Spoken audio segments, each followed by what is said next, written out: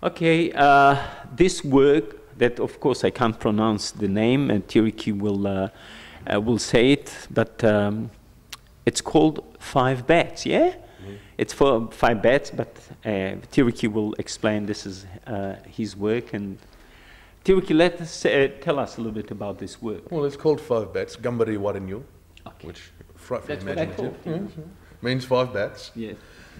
And the story comes with the bats hanging on the wall. It reminds me of when I was young. We first went up to Manningarra in northern Arnhem Land, and you'd see in the mornings, often late at night, all the bats would come in and would hang on the power lines.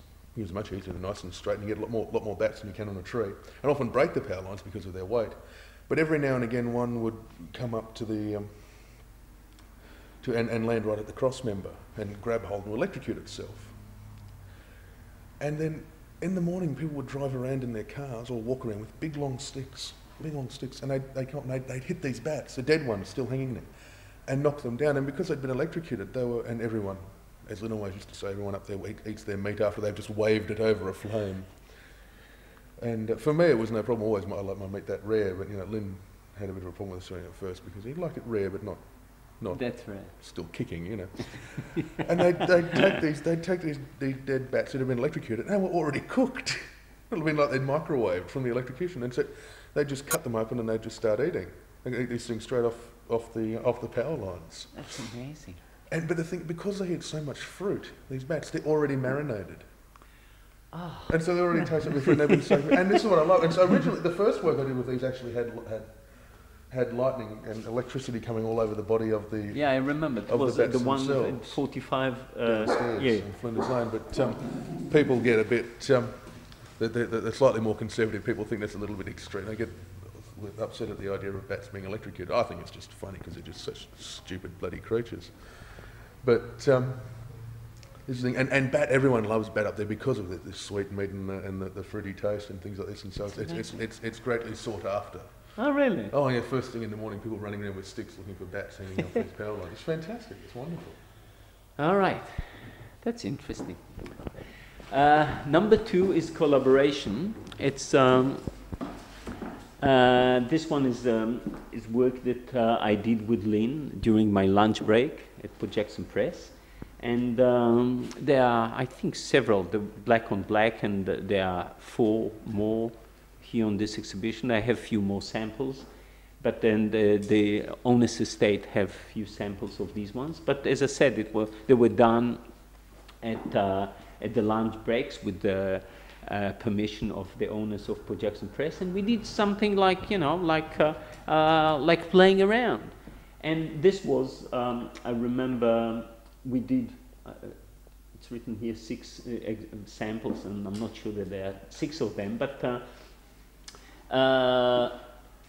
What we did, we found this grey piece of paper, and we printed the background. Some of the background, actually the one that you saw before, we decided to leave it as is. But these ones, we printed it with the black, and then, as I said, every print that Lynn did, as a proper print, not experimental one, started with completely black. And for me, as a screen printer, it was very, very hard, because to find the red that will be strong enough to stand when it's printing on black, it's very, very hard. It has to be very, very opaque. And there were some ideas. I remember maybe to print white on top. He said, no, I want black to be underneath.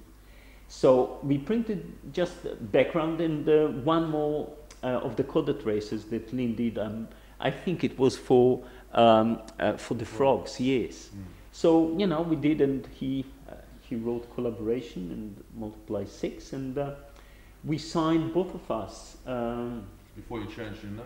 Before I changed my name, yeah, officially. Yeah, and before I added, actually, today I added 3 mountains to my signature. I was a little bit more normal then.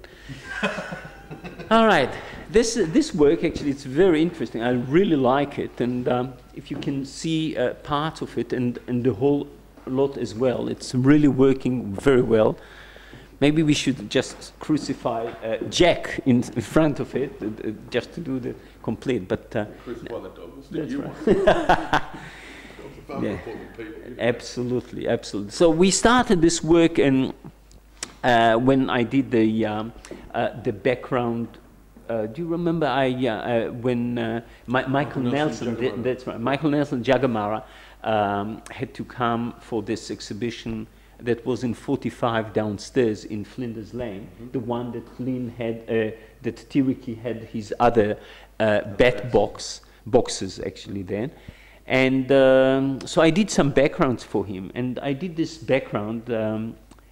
He had to paint me some white bulls, but I did this background, and then when Tiriki came, we decided to do something with this, and we decided to sort of, first of all, to print our hands on. Of course, Tiriki did it with his real hands, and I was cheating. I did it with the rubber gloves, and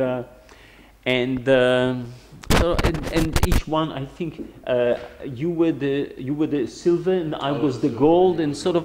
And we start to sort of to play with actually the idea of sort of colors and cultures, and I like the idea of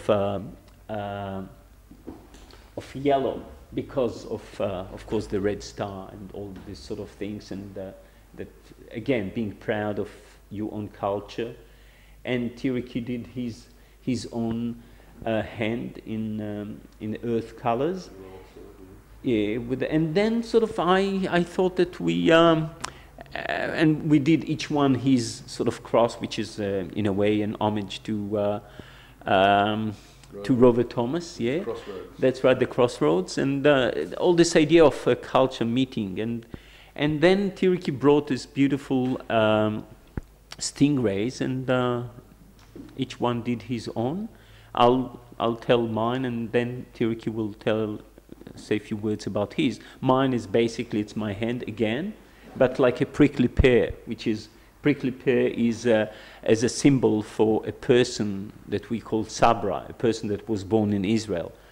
And so I brought my prickly pear, and then Tiriki will tell, obviously it's done on the stingray that Tiriki did. And I'll let Tiriki tell about his stingray maybe. Would you like to? No, I'll talk about my stingray. No, come on. No, well, this is it all. Well, the stingrays have been going on for a long time, which I got from Michael Ether originally, a good friend of ours who Lynn started collaborating with many, many years ago. And then after Lynn's death, Michael and I kept things going. I've done lots with the stingrays, and they're just such wonderful. I think they're the sexiest animal in the world, just the way they move. I think it's fantastic.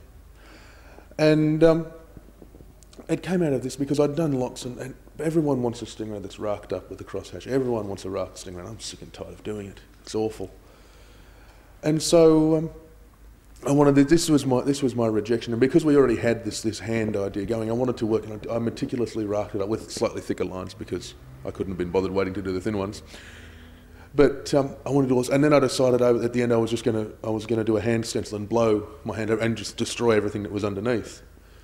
As it happened, I used a little too much paint, and I kind of messed it up. So I got this nice stippling effect instead after I'd sort of cleaned it up a bit, and then put the handprint on afterwards, which was wonderful because it referenced back, and it was this same idea of the hands and the whole thing, especially because of this rover homage idea too. It came as well from a work that you did, Shaike. Well, when Lynn was down at Port Jackson Press, you gave to us, saying if there was a... If there were a Jewish state in the Kimberleys, I could be Rover Thomas's neighbour.